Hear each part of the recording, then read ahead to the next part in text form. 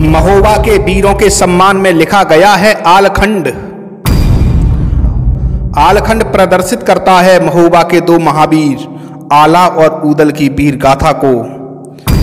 मध्यकाल की कहानियों के चौथे एपिसोड में मैं सुना रहा हूं आपको परमार रासों की कहानियां। कहानी महोबा के उन वीरों की जो अकेले ही पूरी सेना पर भारी पड़ते थे। कहानी उन दो धर्म योद्धाओं की जिन्हें माता शक्ति ने पराक्रमी होने का वरदान दिया था। तो बने रहिए मेरे साथ और देखते रहिए और सुनते रहिए विवेक की कहानियां, यानी क्रिएटिव कहानियां। तीसरे एपिसोड में आपने देखा कि मायल के किस प्रकार के षड्यंत्र के कारण सिरसागढ़ की लड़ाई हुई और महोबा की सेनापति आला के नेतृत्व में सिरसागढ़ की लड़ाई जीत गई। सिरसागढ़ की विजय के बाद आला और ऊदल का सम्मान बहुत बढ़ गया। महाराज परमाल आला को सिरसागढ़ का प्रधान घोषित करते हैं। अब जानेंगे इस भाग में मायल के नए षड्यंत्र का परिणाम, महोबा की लड़ाई। तो बने रहिए मेरे साथ और देखते रहिए और सुनते रहिए विवेक की कहानियां, यानी क्रिएटिव कहानियां। नमस्कार, जय मां भारती। मायल का षड्यंत्र सिरसागढ़ में सफल नहीं हो पाया। आला और उसके भाइयों के पराक्रम ने मायल के षड्यंत्र को खत्म कर दिया। अब मायल यह सोचने लगा कि किस तरह से आला और ऊदल की यश कीर्ति और उनके सम्मान को नष्ट किया जाए और उनका यश अपयश में बदल दिया जाए। और वो दिन जल्दी ही आ गया। एक दिन आला ने एक सौदागर से 5 घोड़े खरीदे। उन घोड़ों के नाम थे पक्षीराज, मृगराज, राजसुजान, पवनवेग और मनवेग। ये घोड़े इतनी तेज भागते थे कि उनको दौड़ते हुए देखकर ऐसा लगता था कि ये घोड़े हवा में उड़ रहे हों। आला ने आदेश दिया कि इन घोड़ों को युद्ध के लिए तैयार किया जाए। तभी मायल को एक तरकीब सूझी और वो अपनी बहन मलहना के पास जा पहुंचा और मलहना से बोला, बहना, अरे मेरी प्यारी बहना, अभी अभी आला ने घोड़े खरीदे हैं।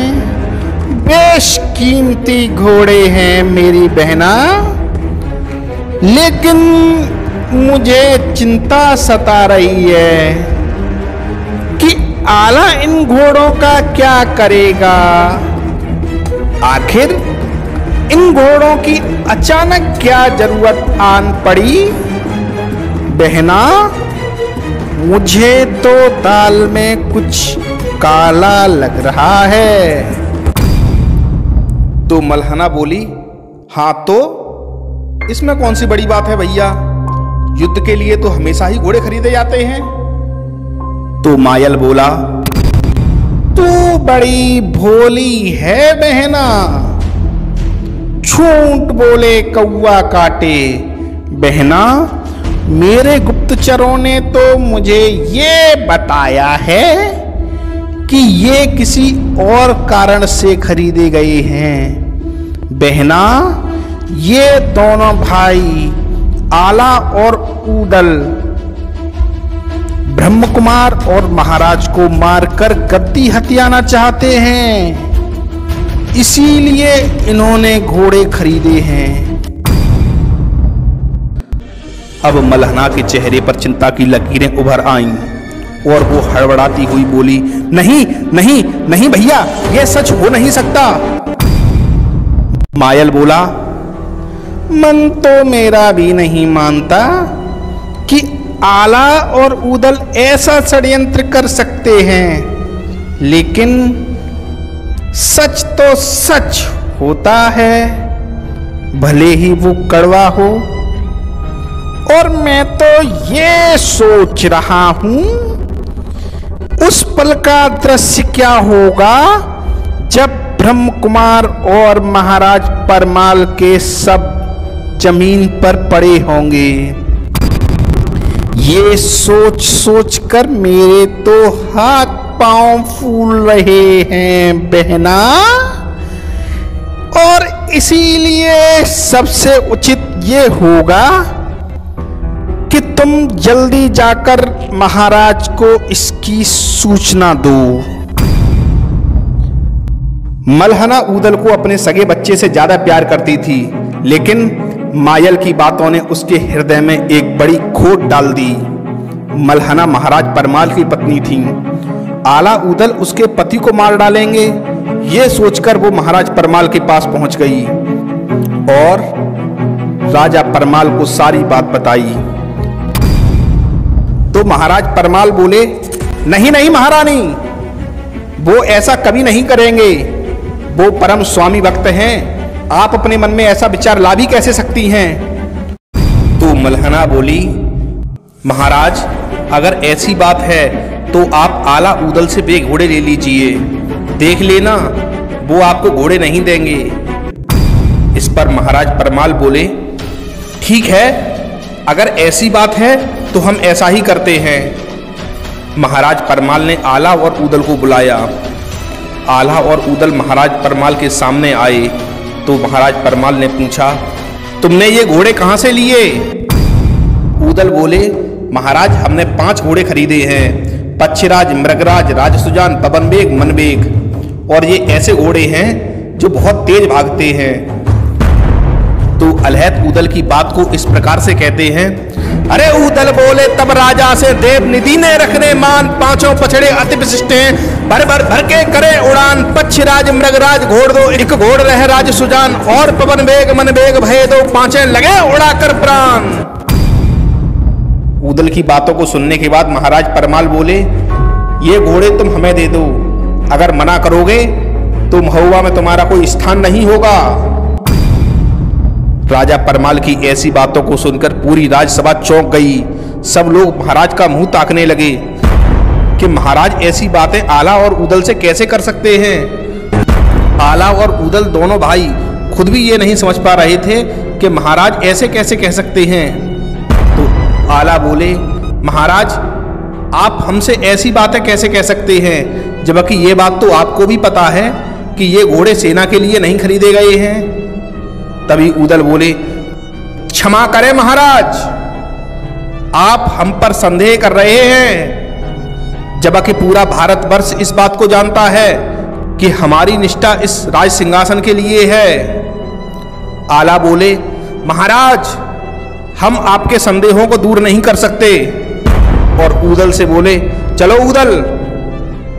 आला और ऊदल अपनी माता देवलदे के पास पहुंचे। आला अपनी माँ देवलदे से बोले, माँ अब हम महुआ में नहीं रहेंगे। तो देवलदे बोली, क्या हुआ बेटा? तो ऊदल बोले, माँ महाराज को हमने अपने पिता समान समझा, जिनके लिए हमारे पिता ने अपने प्राणों की आहुति दे दी। अब उन महाराज को हमारी स्वामी भक्ति का प्रमाण चाहिए। माँ उनको आज हम पर विश्वास नहीं है। माँ अब हमारा यहाँ रुकना हमारे लिए मृत्यु के समान है। तो देवलदे बोली, बेटा समय हमारे अनुकूल नहीं चल रहा है, हमारे परिवार के मीठे रिश्तों में खटास पड़ गई है, लेकिन हमें संबंधों को बचाए रखने का प्रयास जरूर करना चाहिए। इसलिए हे पुत्र, तुम महाराज के पास जाओ और उन्हें अपना दृष्टिकोण समझाओ। तो आला ऊदल माता देवलदे से आशीर्वाद लेकर महाराज परमाल के पास पहुंचे और अपनी माता द्वारा समझाई गई बातों को राजा परमाल से कहा। तो राजा परमाल बोले, ठीक है तुम महुआ में रह सकते हो, लेकिन हमारी कुछ शर्तें हैं।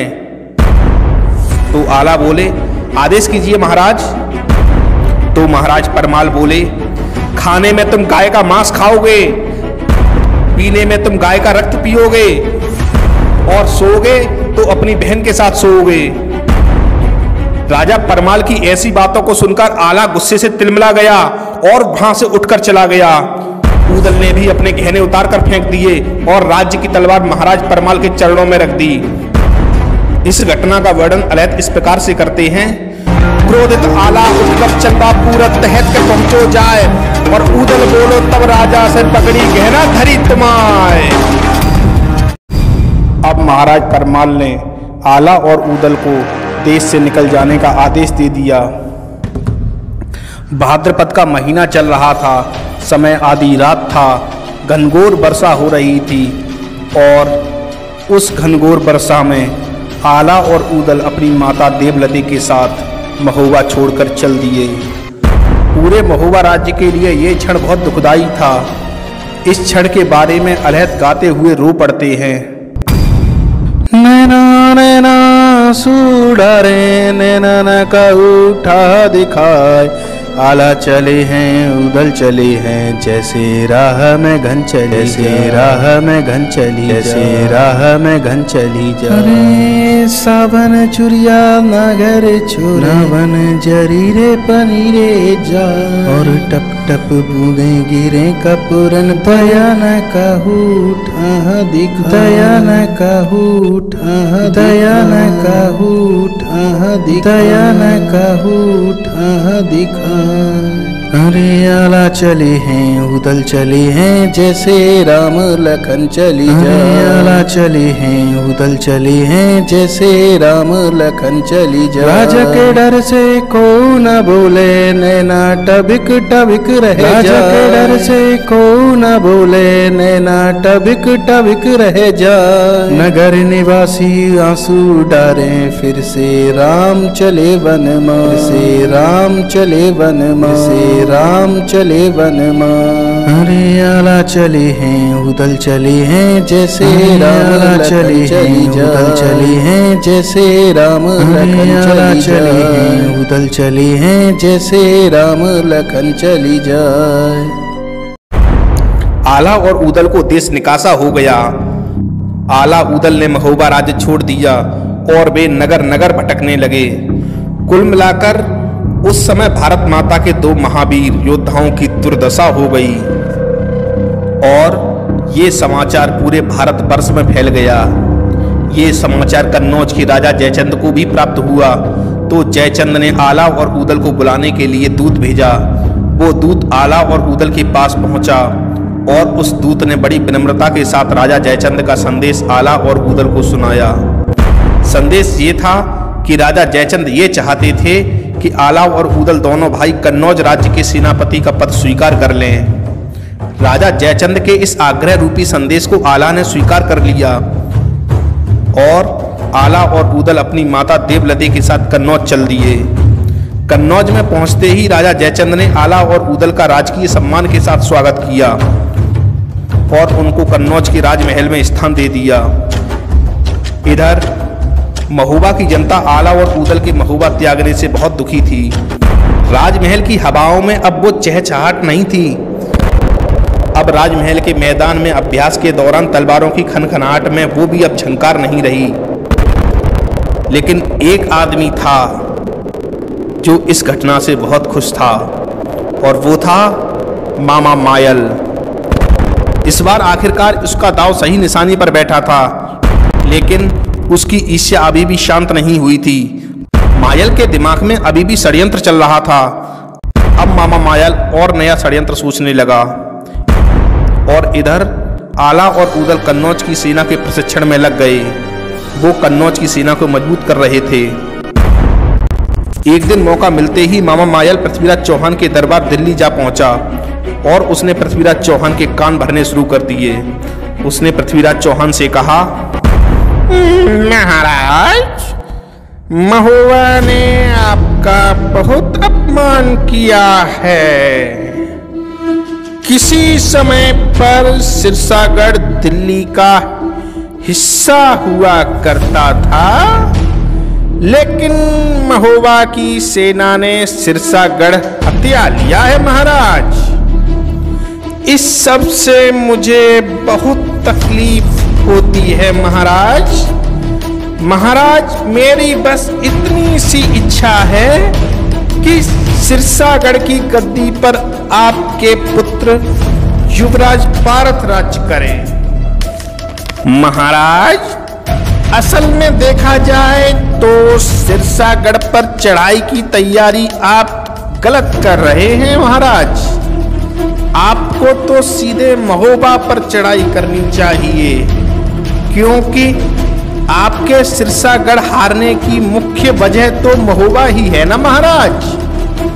और महाराज, इस समय तो मौका भी अच्छा है, क्योंकि आला और उदल तो कन्नौज में है और उनको देश निकासा हो गया है महाराज। मायल की लच्छेदार बातों में पृथ्वीराज चौहान आ गए और उन्होंने अपने सेनापति को 50,000 की सेना के साथ महुआ पर चढ़ाई करने का आदेश दे दिया। अब दिल्ली की सेना महुआ पर चढ़ाई करने के लिए चल पड़ी। महाराज पृथ्वीराज के नाम के जय घोष होने लगे। दिल्ली की सेना महुआ की तरफ युद्ध करने के लिए बढ़ रही है, यह समाचार महुआ के महाराज परमाल के पास पहुंचा। तो राजा परमाल ने अपने पुत्र ब्रह्म कुमार को बुलाया और ब्रह्म कुमार से बोले, बेटा ब्रह्मा, स्थिति तो बहुत गंभीर है, अभी हम युद्ध करने की स्थिति में हैं क्या? तो ब्रह्म कुमार बोले, महाराज, आपने बिना सोच विचार के आला उदल को महुआ राज्य से निकाल दिया, ये गलती आपकी है। आपको बिना किसी प्रमाण के उनके साथ अन्याय नहीं करना चाहिए था। महाराज, गलती आपसे हुई है तो सुधारना भी आपको ही पड़ेगा। फिर ब्रह्म कुमार आगे बोले, महाराज, बिना आला उदल के हम दिल्ली जैसे राज्य की महासेना से नहीं लड़ पाएंगे। महाराज परमाल ने स्थिति की नजाकत को समझते हुए चारण जगनिक को कन्नौज आला और उदल को बुलाने भेजा। इधर दिल्ली का दूत महुआ के राज दरबार में पहुंच गया और उसने अपना संदेश सुनाया। महुआ के महाराज परमाल को यह सूचित किया जाता है कि दिल्ली की सेना ने महुआ को घेर लिया है।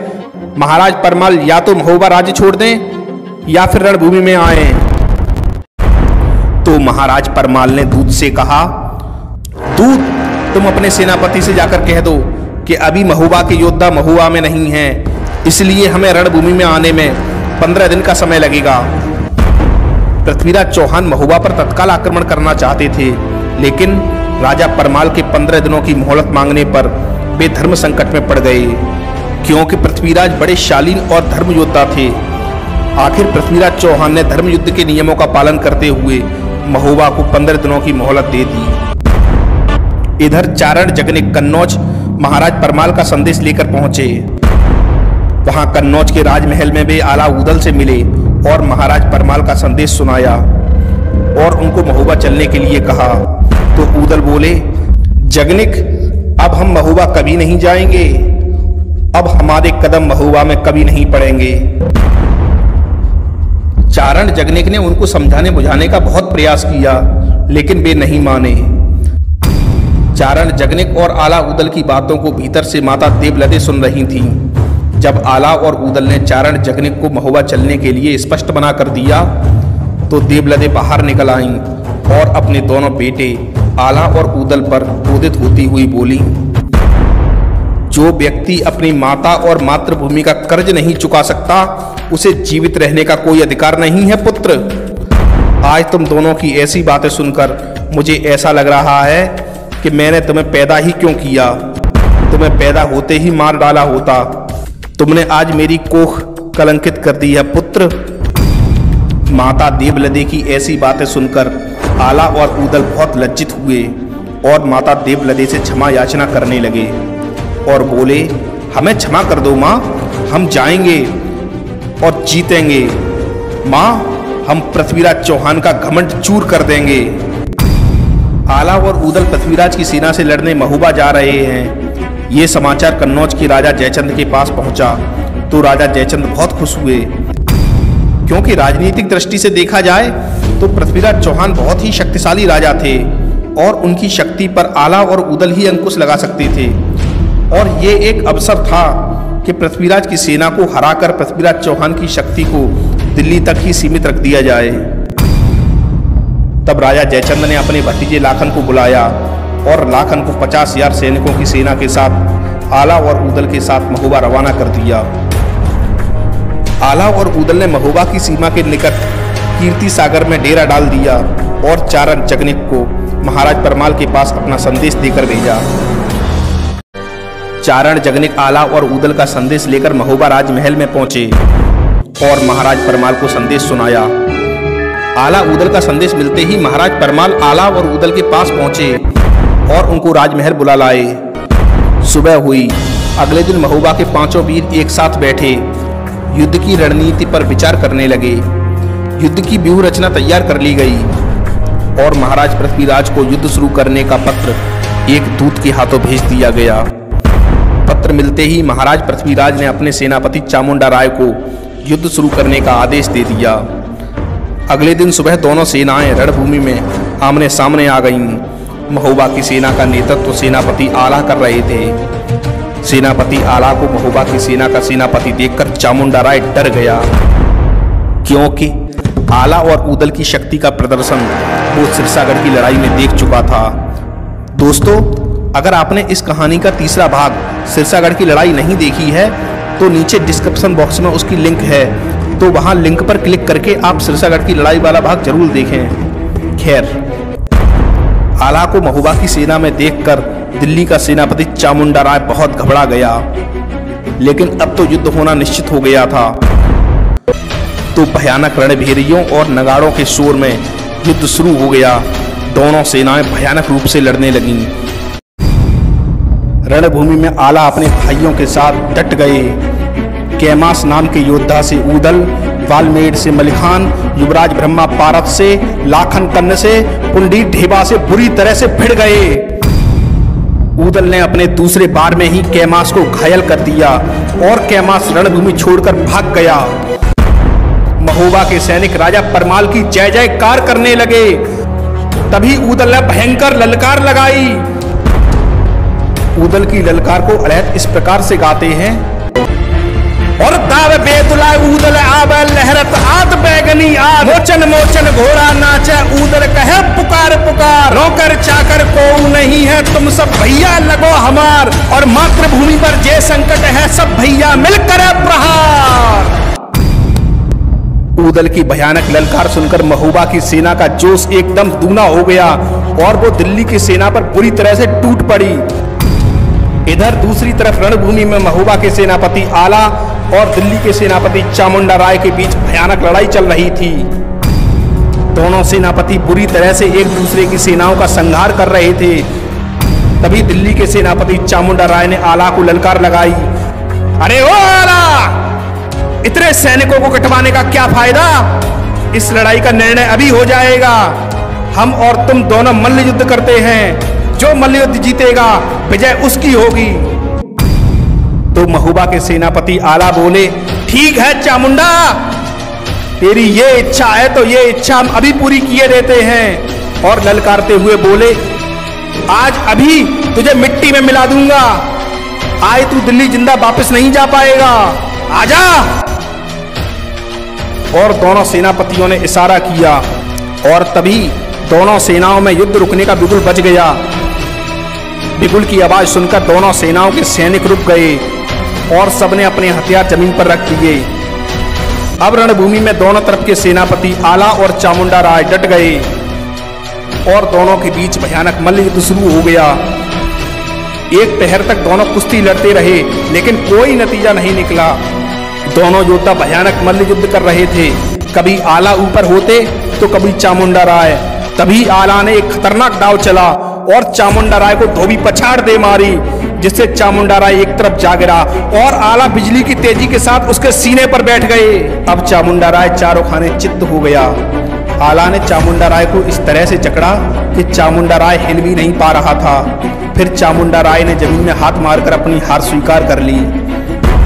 सेनापति आला के नेतृत्व में एक बार फिर महोबा राज्य की विजय हुई और ये महोबा की लड़ाई को जीतना बहुत ही आवश्यक था, क्योंकि दिल्ली की सेना लड़ने के लिए महोबा आई थी। अब दिल्ली की सेना रणभूमि छोड़कर भागने लगी। अब रणभूमि में महोबा राज्य की जय जयकार होने लगी। महोबा के सैनिक राजा परमाल का जयनाद करने लगे। चारों तरफ महाराज परमाल की जय ही सुनाई दे रही थी। महोबा के सैनिक उत्साह में महोबा राज्य और महाराज परमाल की जयकार कर रहे थे। आला और ऊदल दोनों भाइयों ने महाराज परमाल के सम्मान को बढ़ा दिया। महोबा की सेना महाराज परमाल की जय जयकार करती हुई महोबा के किले में लौट आई। पूरे किले में महाराज परमाल की जय जयकार गूंज रही थी। महाराज परमाल ने आला और ऊदल को अपने सीने से लगा लिया। अब मामा मायल का षड्यंत्र एक बार फिर से आला और ऊदल ने अपने शौर्य और पराक्रम से खत्म कर दिया। पूरे महोबा राज्य में मंगल गीत गाए जाने लगे। पूरे राज्य में आला और ऊदल के पराक्रम की चर्चा होने लगी। लेकिन महोबा की ये विजय दिल्ली के महाराज पृथ्वीराज चौहान के सम्मान पर झन्नाटेदार आघात था। दिल्ली की यह करारी शिकस्त पृथ्वीराज चौहान के पराक्रम और उनकी शक्ति पर पैनी चोट थी। अब आगे क्या होगा? कहानी केवल यही नहीं रुकती। तो फिर मिलेंगे आपसे मध्यकाल की कहानियों के अगले एपिसोड में परमार रासू की एक नई कहानी के साथ। तब तक आप देखते रहिए और सुनते रहिए मेरे साथ विवेक की कहानियां, यानी क्रिएटिव कहानियां। तब तक के लिए नमस्कार।